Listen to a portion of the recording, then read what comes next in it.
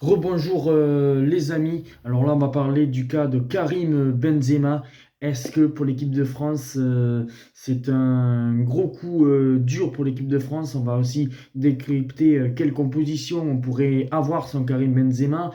Pour moi, je pense que c'est un énorme coup dur parce qu'on sait que Karim Benzema, c'était le Ballon d'Or, que peut-être c'était sa dernière Coupe du Monde potentielle, parce que à mon avis, en 2026, à 38 ans, après, bon, on sait qu'il s'améliore en étant plus âgé, mais pour moi, je pense que ça va être un énorme coup dur pour Karim Benzema. Je pense que c'était peut-être sa dernière Coupe du Monde et de ne pas avoir de très grands joueurs comme ça, comme Karim Benzema, comme Sadio Mané.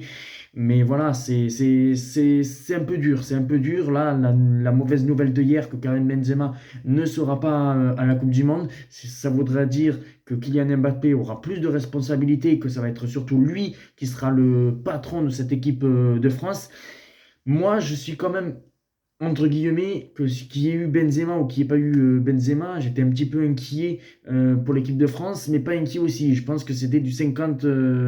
Parce que je m'étais dit, avec tous les blessés qui reviennent en équipe de France, avec l'Euro raté, on est pas dans une très bonne confiance. On verra contre l'Australie. Mais c'est sûr que c'est assez compliqué parce que l'équipe de France peut nous régaler comme on peut être déçu. On peut passer, aller très loin, comme on peut être éliminé au premier tour. Mais je pense que, certes, pour moi, pour le beau jeu, Karim Benzema, c'est dramatique qu'il soit pas à cette Coupe du Monde. Mais on a Olivier Giroud qui est en pleine forme. C'est vrai que Olivier Giroud, c'est pas le même système de jeu que Karim Benzema. Mais bon, je pense que Didier Deschamps va rester dans sa forme de 2018, surtout de bien défendre. Et je pense que Olivier Giroud, on l'a bien vu en 2018, il a apporté un petit peu, même s'il a marqué 0 but. Mais je pense qu'on aura besoin d'un gros Olivier Giroud. Après, il y aura Antoine Griezmann, il y aura Kylian Mbappé. Voilà, il y aura cette structure en attaque qui était là en 2018. Peut-être un Ousmane Dembélé ou un Kingsley Coman qui était là lors des dernières Euros ou Coupe du Monde.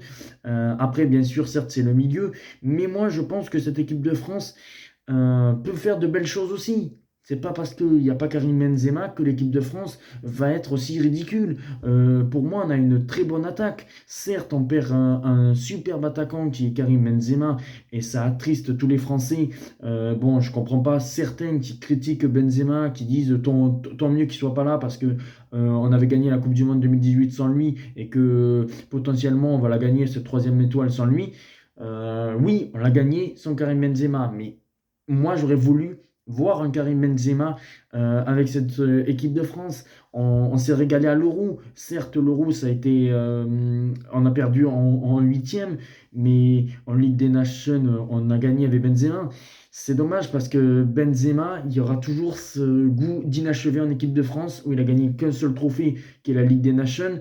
Mais est-ce que la Ligue des Nations, c'est vraiment un trophée assez conquérant? Voilà, c'est pour l'instant la Ligue des Nations, pour moi, c'est pas encore une compétition comme une Coupe du Monde, comme un Euro. Alors voilà, il y a toujours un petit peu ce goût d'inachevé pour Karim Benzema avec l'équipe de France. Après, là, parce qu'il a une déchirure, il faut qu'il prenne son temps. Voilà, maintenant, il aura un mois d'absence. Il faut qu'il revienne bien avec le Real Madrid. Et voilà, maintenant, on veut un grand Karim Benzema pour l'Euro 2024. C'est ça, soit avec encore Didier Deschamps ou avec Zinedine Zidane. Mais on peut pas voir Benzema s'arrêter comme ça avec l'équipe de France. Il est revenu à l'Euro et ça serait dommage qu'il prenne sa retraite dans un coup un petit peu comme ça.